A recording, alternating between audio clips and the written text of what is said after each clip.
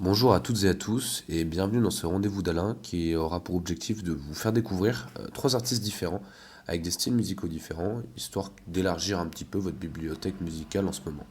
Donc le premier artiste dont j'aimerais vous parler s'appelle Masayoshi Takanaka. C'est un guitariste japonais qui a sorti des albums entre les années 70 et la fin des années 90, même un peu après. Il a plus d'une quarantaine d'albums à son actif à ma connaissance. Donc c'est pas forcément sa discographie générale que je vous conseillerais, c'est plutôt un album style best-of qui s'appelle All of Me et qui est vraiment incroyable. En fait, ce qui est assez particulier chez Masayoshi Takanaka, c'est le fait qu'il explore énormément de styles musicaux différents et surtout des styles musicaux comme le mambo, la samba ou encore le tango. Donc pas forcément ce qu'on attendrait d'un guitariste et bassiste japonais. Il y a aussi pas mal de choses qui ressortent plus de sa personnalité d'ailleurs qui sont assez marrantes. Forcément, il a énormément voyagé dans sa vie pour arriver à accumuler toutes ses connaissances, on va dire, sur les différents styles musicaux qu'il a essayé d'explorer. Il a aussi tenté quelques albums, on va dire, expérimentaux, dont un album qui s'appelle The Rainbow Goblin, sorti en 81, qui est un espèce de long conte pour enfants, avec utilisant principalement du coup la guitare électrique et la basse pour raconter toute une histoire. Il y a également ses concerts, puisqu'il a eu quelques idées assez originales, on va dire, pendant ses concerts. La première qui était de... Enfin, il a demandé à ce qu'on design une guitare électrique dans un surf. Comme ça, genre sur scène, il pouvait faire de la guitare électrique, genre avec un surf dans les bras. C'est un kiff, c'est un flex, très bien.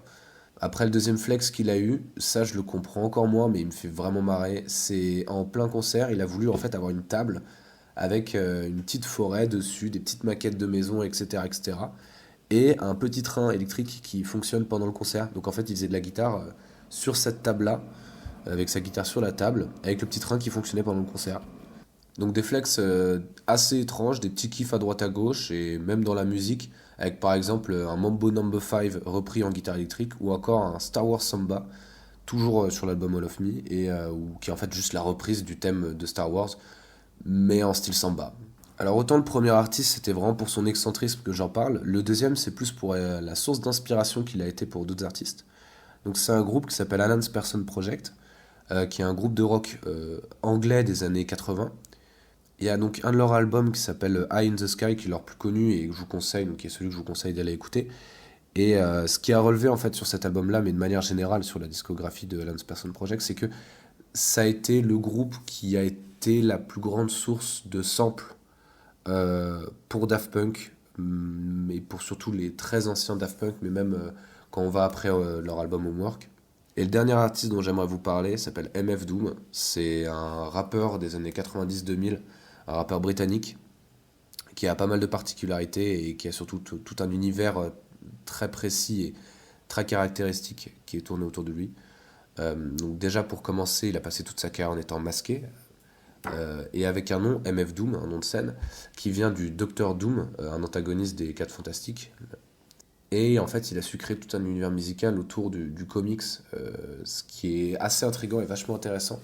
C'est un artiste qui est pas forcément, qui n'était pas forcément porté vers le grand public, mais qui a été vraiment adoré par sa fanbase.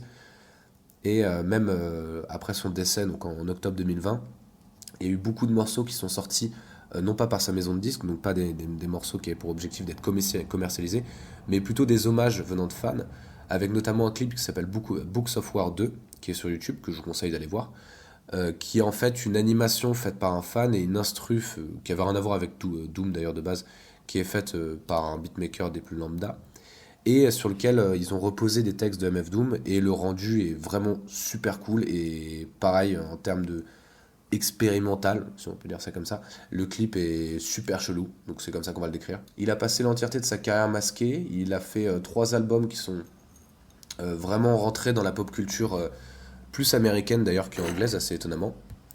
Donc les 3 albums sont en question s'appellent Operation Doomsday, son premier gros album en 99.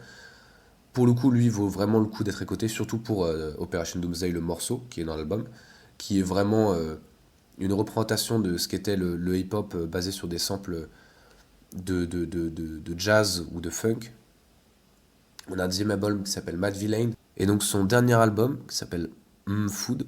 Ce qui est assez marrant dans Food, c'est que c'est un mélange à la fois de morceaux de rap de tout ce qui est plus classique, on va dire, mais également énormément d'interludes qui sont soit basés sur MF Doom, enfin Doctor Doom, l'alias qui est donc basé sur le personnage de Marvel, et donc c'est des extraits de vieux dessins animés, de capture de vieux dessins animés où on entend le nom Doctor Doom à chaque fois.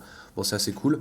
Et le deuxième, c'est des interludes qui parlent de bouffe, parce que le projet tourne autour de la bouffe. Je vais pas en parler plus parce que c'est une nouvelle fois c'est quelque chose qui est vraiment entré dans la pop culture américaine, donc c'est-à-dire qu'il y a énormément de choses à dire dessus et surtout qu'il y a des fanatiques de ça et que j'ai la flemme d'avoir à me prendre la tête avec des fanatiques de MF Doom. Il n'empêche que je vous conseille absolument d'aller écouter Operation Doomsday. C'est vraiment énervé comme album. Et si vous aimez ce style de musique là, donc vraiment le vieux hip-hop américain ou anglais, même s'il n'y en avait pas tant que ça sur ce style-là à l'époque, donc vraiment avec des samples de jazz une nouvelle fois ou de funk, il y a aussi Tribe Called Quest ou Jurassic 5 ou encore des solos avec Mobb Deep, etc. à l'écouter.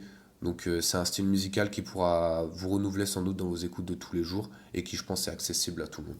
Une nouvelle fois dans ce podcast, je n'ai parlé uniquement que de mon avis, donc je vous invite à forcément aller écouter les albums dont j'ai parlé et ne pas hésiter à aller voir d'autres artistes dans les mêmes styles, en espérant que votre curiosité prendra le dessus sur votre temps disponible. D'ici là, on se retrouve pour le prochain rendez-vous d'Alain et j'espère qu'on aura surtout le Planète Rap et la Radio Sexe qui arriveront le plus vite possible. Je vous embrasse, c'était Micro-ondes, la radio qui vous réchauffe.